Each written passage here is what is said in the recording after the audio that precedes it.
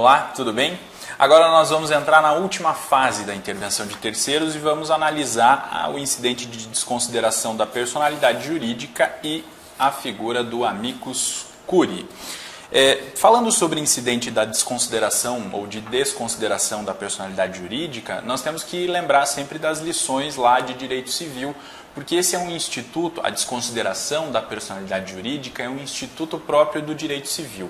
O que o novo Código de Processo Civil fez foi criar um procedimento para um incidente de desconsideração dentro do processo civil, ok? Então nós não vamos nos aprofundar aqui nas questões relativas ao direito material, nas hipóteses em que é cabível a desconsideração da personalidade jurídica, porque essa é uma questão própria do direito material, né? Nós vamos analisar aqui as questões processuais relativas a esse incidente.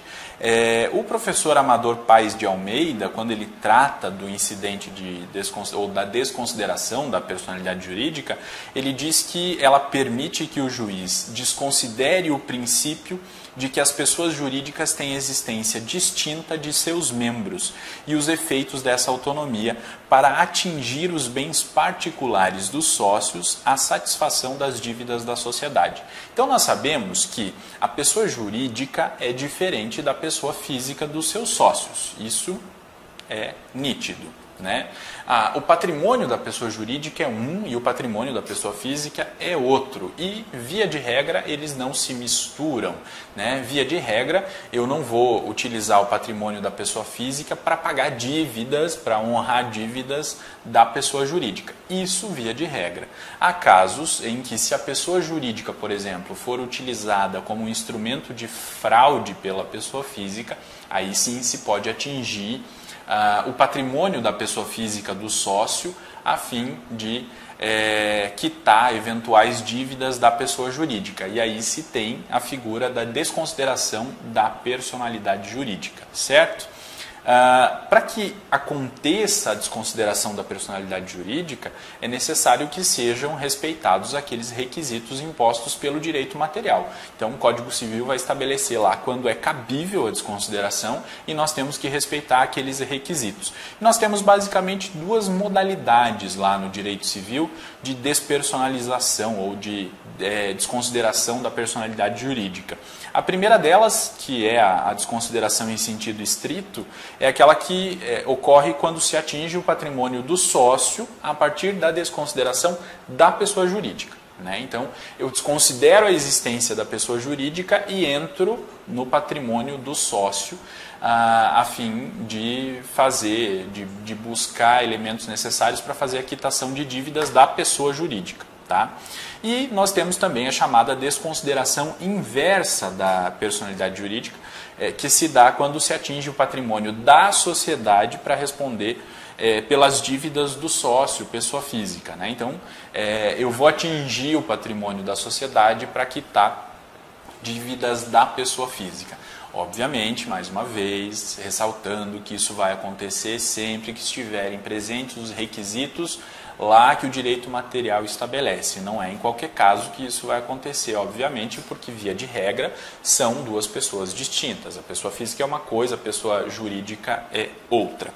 O artigo 133, que é onde se começa a tratar a respeito do incidente de desconsideração da personalidade jurídica, ele estabelece que ele pode ser requerido pela parte ou pelo MP, né, se ele participar do processo.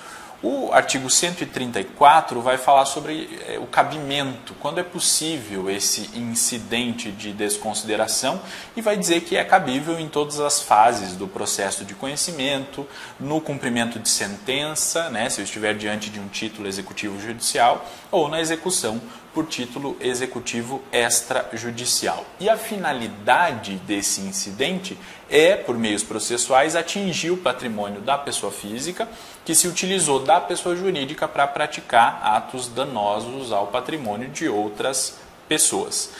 O objeto do incidente, ele vai fazer agora uma ampliação do objeto do processo. Porque esse incidente, na verdade, é uma nova demanda incidental em face de um terceiro. Por isso que ele está colocado, o incidente de desconsideração da personalidade jurídica, ele está colocado como uma forma de intervenção de terceiro, né? Então ele amplia o objeto do processo e traz mais um sujeito para essa relação jurídica processual, também traz esse terceiro para essa relação jurídica processual.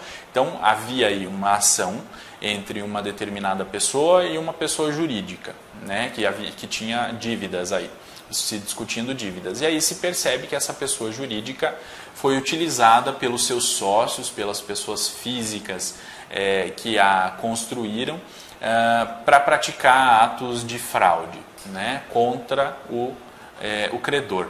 E aí é possível desconsiderar a personalidade jurídica da pessoa jurídica e entrar no patrimônio dos sócios, pessoas físicas. E esses sócios, então, por meio desse incidente, né, que vai abrir uma nova demanda incidental, vão passar a compor o polo passivo dessa nova demanda incidental. Como se trata de uma nova demanda, ainda que seja incidental, e ela é incidental porque ela acontece no decorrer de um processo que já está em curso, o pedido deve conter aqueles elementos básicos que identificam uma ação, né? Então tem que ter partes, tem que ter causa de pedir e tem que ter pedido, certo?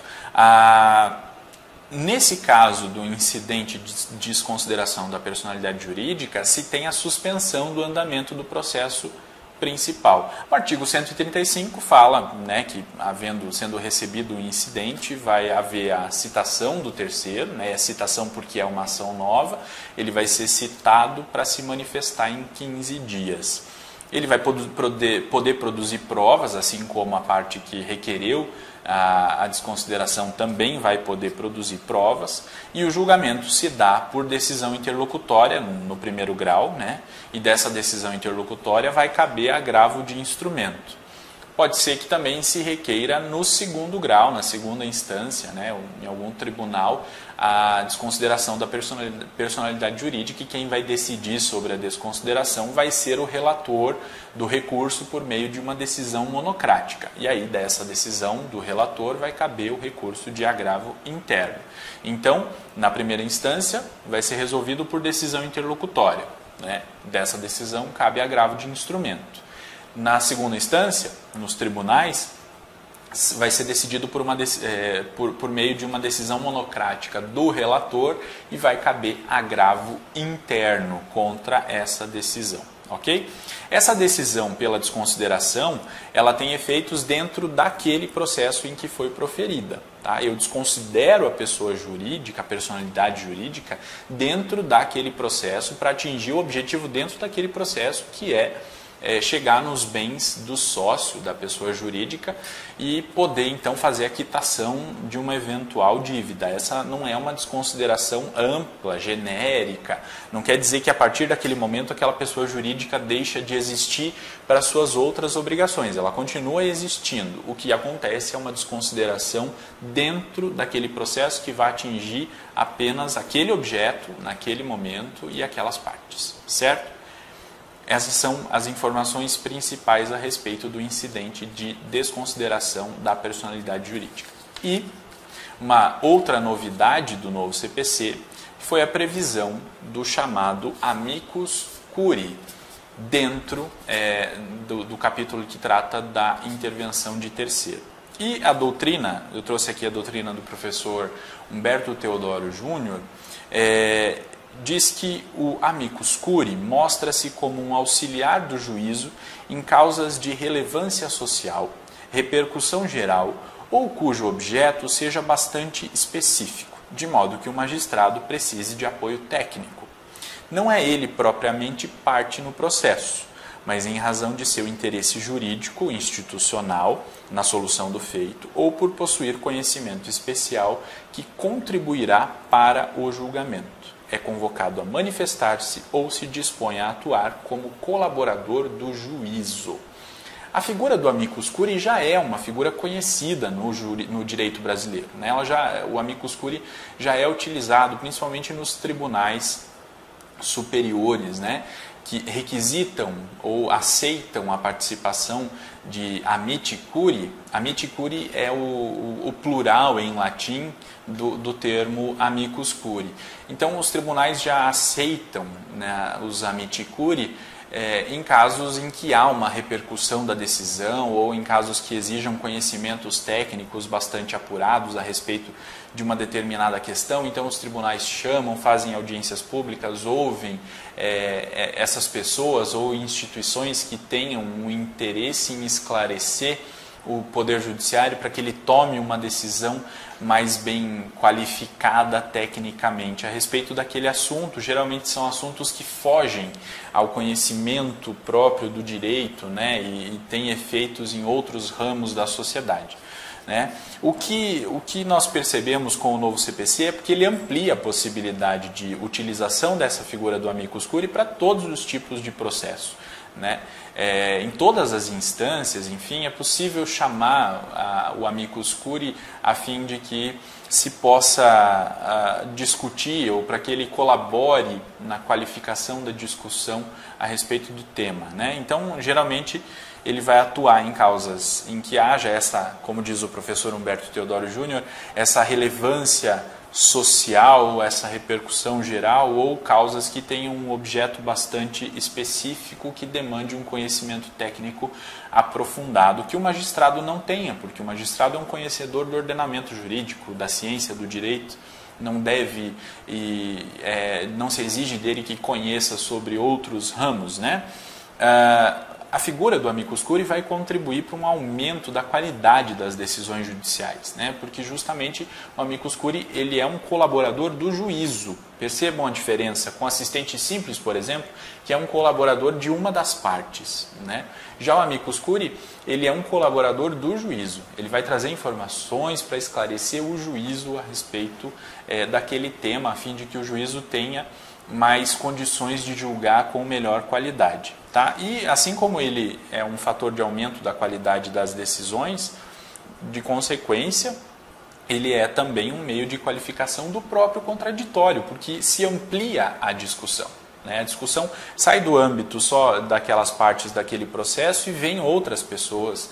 Né? O amicus curiae ou os amici curiae são terceiros que vêm para contribuir com o aprofundamento daquela discussão e isso qualifica, sem sombra de dúvidas, o contraditório. O artigo 138 diz assim: o juiz ou o relator, considerando a relevância da matéria, a especificidade do tema, objeto da demanda ou a repercussão social da controvérsia, poderá, por decisão irrecorrível, de ofício ou a requerimento das partes ou de quem pretenda manifestar-se, solicitar ou admitir a participação de pessoa natural ou jurídica, órgão ou entidade especializada com representatividade adequada, no prazo de 15 dias de sua intimação. Então, perceba, juiz ou relator, quer dizer, pode ser na primeira instância ou nas instâncias superiores, considerando a relevância da matéria, a especificidade do tema que está sendo discutido ali, ou a repercussão social da controvérsia, por uma decisão irrecorrível. Então, se o juiz inadmitir ou admitir o amicus curiae, não tem recurso contra essa decisão, e ele pode tomar essa decisão de ofício ou a requerimento da parte ou das partes, ou mesmo da própria pessoa ou entidade que quer atuar como amicus curiae naquele caso. Então, o juízo pode ser provocado pelas partes ou pela pessoa que quer atuar como amicus curiae, ou o juiz pode tomar essa decisão de ofício. E isso pode acontecer de ofício justamente porque o amicus curiae vai atuar como um colaborador do juízo. Se o juízo sente a necessidade dessa colaboração, ele pode admitir a participação de uma pessoa natural ou jurídica, de um órgão ou de uma entidade que possa, então, colaborar para a discussão naquele caso.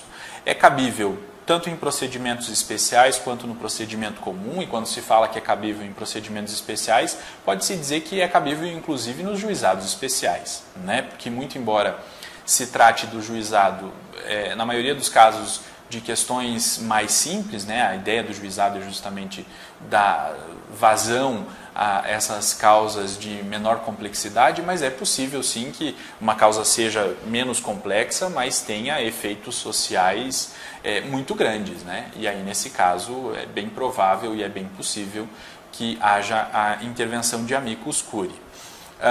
Admite-se o amicus curiae em qualquer fase processual, né? E há uma proibição para o amicus curiae de interpor recurso, né? Ele não é parte, então ele não pode recorrer, com as exceções no caso de embargos de declaração, né? É possível que o amicus curiae oponha embargos de declaração, justamente porque se a presença dele serve para qualificar o debate, melhorar a qualidade das decisões judiciais, e os embargos de declaração se prestam justamente a melhorar a qualidade das decisões judiciais, o amicus curiae tem legitimidade e interesse para opor embargos de declaração, e eles podem também impugnar decisões tomadas no julgamento de causas e recursos repetitivos. Ok? Era isso que nós tínhamos para falar sobre amicus curiae, sobre desconsideração da personalidade jurídica e sobre intervenção de terceiros no geral. Nos vemos na próxima aula e até lá.